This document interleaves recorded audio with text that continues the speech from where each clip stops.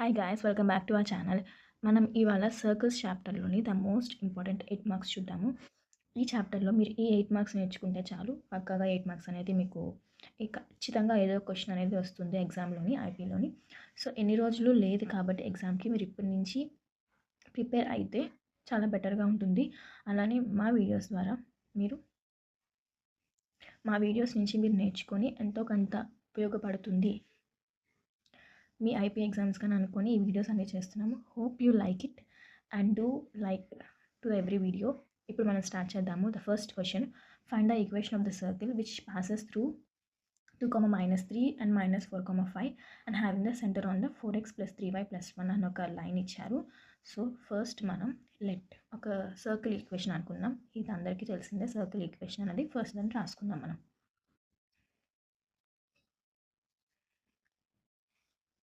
Let equation of a circle ఏంటది? x² + y² 2gx + 2fy + c = 0. Okay, let it be 1 అని అనుకుందాం మనం. తర్వాత ఈ ఈక్వేషన్ 1 అనేది పాసెస్ త్రూ అని కొన్ని పాయింట్స్ ఇచ్చారు మనకి. ఏంటవి? 2, -3 అండ్ -4, 5. ఫస్ట్ 2, -3ని నేను ఈ ఈక్వేషన్లో 1లో వేస్తాను. అంటే ఎలాగా?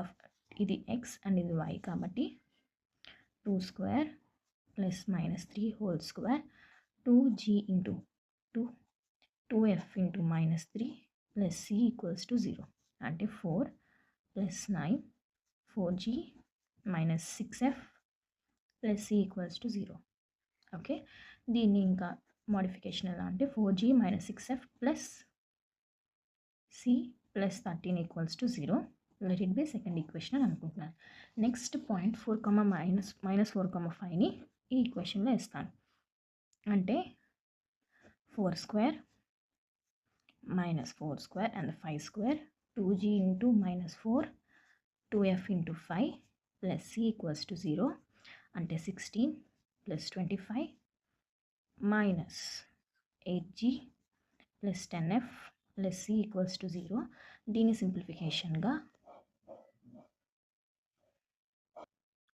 సింప్లిఫికేషన్గా ఎలా రాస్తాము అంటే -8g + 10f + c + 41 = 0. దీన్ని థర్డ్ ఈక్వేషన్ అనుకుందాం. ఓకేనా? ఇప్పుడు ఈ రెండు ఈక్వేషన్స్ని మైనస్ చేస్తే మనకు ఒక ఈక్వేషన్ వస్తుంది. ఫస్ట్ దాన్ని చూద్దాం. సింప్లిఫై చేయడానికి మనం ఇక్కడ ఏం ఫైండ్ చేస్తున్నాము? ఈ ఈక్వేషన్ని మనం తీసుకురావాలి. ఎలాగా? ఈ జిఎఫ్సి అని ఫైండ్ చేసామనుకోండి, ఈజీగా ఈక్వేషన్ అనేది వచ్చేస్తుంది. Okay, first 3 - 2 that is -8g + 10f + c + 41 - 4g + 6f - c - 13 = 0. -8g - 4g that is -12g + 10 + 6 + 16f minus plus will be cancelled and the 41 - 13 is 28 = 0. Let it be a fourth equation. Next, let it be a center. మన centre b అని అనుకుందాం. -g, -f అని అనుకుందాం. మన given line ఏమి ఇచ్చారు ఇక్కడ క్వశ్చన్లోని? 4x + 3y + 1 = 0 అనే లైన్ ఇచ్చారు. ఓకే, ఇప్పుడు ఈ సెంటర్ని ఈ లైన్లో వేద్దాం. అంటే x ప్లేస్లోని g అండ్ y ప్లేస్లో f వేద్దాం. ఎలా వస్తుంది? ఇక్కడ గివెన్ లైన్ ఏమి ఇచ్చారు? 4x + 3y + 1 ఇచ్చారు. ఇందులోని మనం -g x ప్లేస్లో వేస్తాము అండ్ y ప్లేస్లో -f + 1 = 0. అది -4g - 3f + 1 అయింది. Let it be a fifth equation. ఇప్పుడు ఫోర్త్ ఈక్వేషన్ ఏమొచ్చింది? -12g + 16f + 28 = 0 అనేది ఫోర్త్ వచ్చింది.